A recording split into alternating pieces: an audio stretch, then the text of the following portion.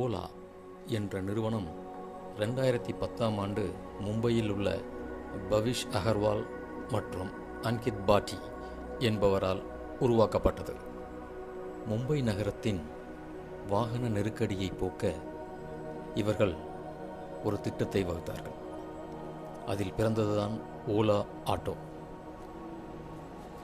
இவரின் இந்த நிறுவனம் Ola auto, Ola cabs, Ola scooter போன்றவற்றையெல்லாம் கடந்து வந்து இப்பொழுது ஓலா சோலோ என்னும் தானியங்கி வாகனத்தில் வந்து நிற்கிறது.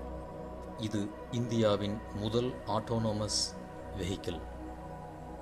இது தானாகவே ஓடும் ஒரு எலக்ட்ரிக் ஸ்கூட்டர்.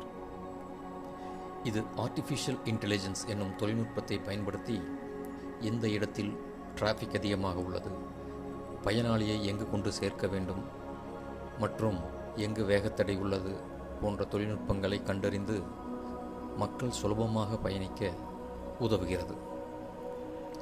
அது மட்டும் இல்லாமல் இது தானாகவே அருகிலுள்ள ஹைப்பர் சார்ஜர் என்னும் ஸ்கூட்டரை சார்ஜ் செய்யும் ஸ்டேஷனுக்கு சென்று தானாகவே சார்ஜ் செய்து கொள்கிறது.